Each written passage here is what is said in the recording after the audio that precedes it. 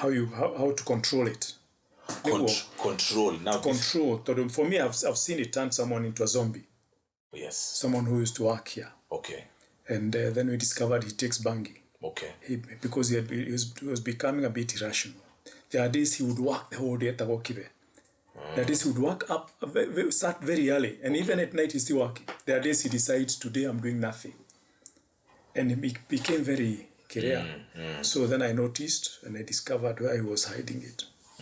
So I released him. But 10 years down the line when I went to their place, he had become like a zombie. He was done. He was done. Now he's a mature person. He's just there. Onena mamira. Onashari yomutumia do eno wake. Said, wow, in 10 years, this is what it has done to Kibe. Damn.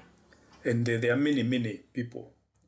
So in the short run, you don't see it. But in the long term, at least I know one person who worked for me and he was very good. But then he started on it. So then when he went, he continued. But 10 years down the line, it had swallowed him. It had swallowed him. Yeah, so weed is like a slow puncture because it can destroy your life without you being aware. Without you being aware. It's a slow puncture kind of drug. Alcohol, as it's ruining you, there are many manifestations. Yeah. Because of its chemical. Because of how it interacts with the body. You wake up with the hangover, you have a mess, so bangi haina hizo. Haina hiyo. It creates a psychological dependence. Yes.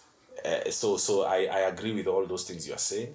And some people, the triggers are different. Some people drink alcohol, they lose their mind. Some people smoke bangi, they lose their mind. So drug-induced psychosis exists across the board in my observation. While I was now looking at, I decided to do research on what this guy was saying because I really wanted to prep for the interview. So I could ask him hard questions.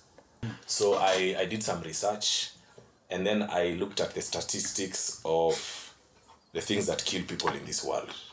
Because when a lot of the reaction from this Wajakoya guy was our young people are going to become useless, it's going to destroy our young people, it's going to kill our young people, this thing is turning people into zombies. So I decided to look at what kills people in this world.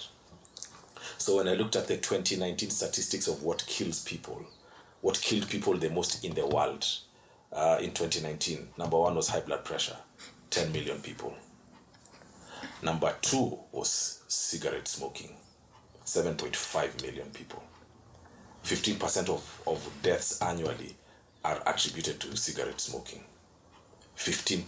This is more than cars, more than malaria, 15%. But the cigarette companies have such a grip on business and government that it's not something you can tackle without serious repercussions. Number 3 was, I don't recall, but alcohol was somewhere in the top 10, I think number 7. Alcohol was 2.5 million. So alcohol and cigarettes combined, 10 million. All the other drugs put together, easy cocaine, heroin, but all the drugs was less than 500,000.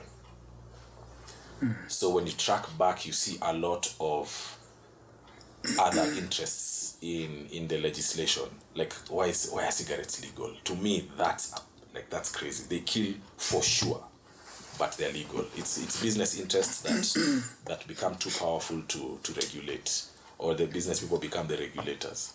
Yeah, so okay. That's why I chose I'll have a bit of an open mind in hearing what the guy is saying, because the people who are lending us money are selling these things. You see, what you're saying is, again, you do not want to introduce something that will kill more people. More people. Yeah. Already people are dying from ABCD. Yeah. So you're afraid of introducing something. Yeah? Yeah. And knowing again that these people may not themselves die, but many kill others.